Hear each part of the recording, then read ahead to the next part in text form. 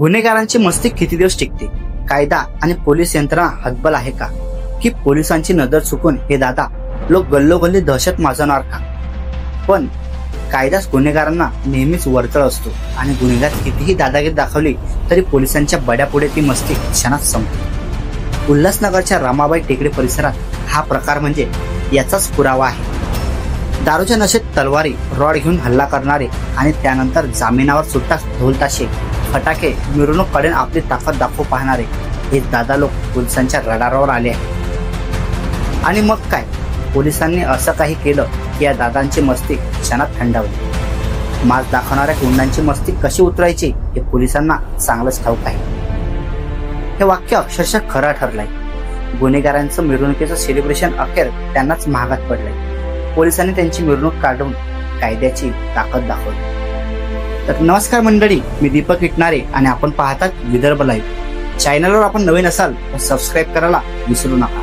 उल्हासनगरच्या रमाबाई टेकडी परिसरात काही दिवसांपूर्वी दारूच्या नशेत वाद झाला आणि या वादातून लोखंडी तलवार व रॉडने एका व्यक्तीला बेदम मारहाण करण्यात आली। या प्रकरणात दिवाकर यादव या सराईत गुन्हेगारासह इतर आरोपीवर हत्या करण्याचा प्रयत्न आणि गुन्हेगारी कृत्यांचे गंभीर आरोप दाखल करण्यात आले होते। मात्र आरोपी दिवाकर यादवला जामीन मिळाला आणि तो बाहेर आला। पण बाहेर आल्यावर काय, गुन्हेगार स्वभाव तसाच। दिवाकर यादवच्या समर्थकांनी ढोलताशे फटाके जल्लोष करत मोठ्या थाटामाटात मिरवणूक काढली। हा सगळा प्रकार सीसीटीव्ही कॅमेऱ्यात कैद झाला। हा व्हिडिओ सोशल मीडियावर व्हायरल झाला। लोकांचा संताप उसळला। गुन्हेगारांचं उदात्तीकरण होते का असा सवाल सर्वसामान्य लोकांना पडला। सर्व स्तरावरून टीका झाली।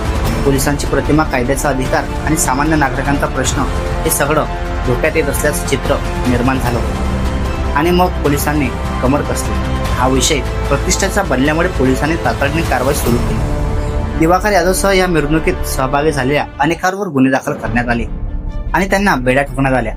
पण इतक्यावरच पोलीस थांबले नाहीत। ज्या भागात गुन्हा झाला तिथे मिरवणूक काढली, तिथेच पोलिसांनी या गुन्हेगारांची धिंड काढली।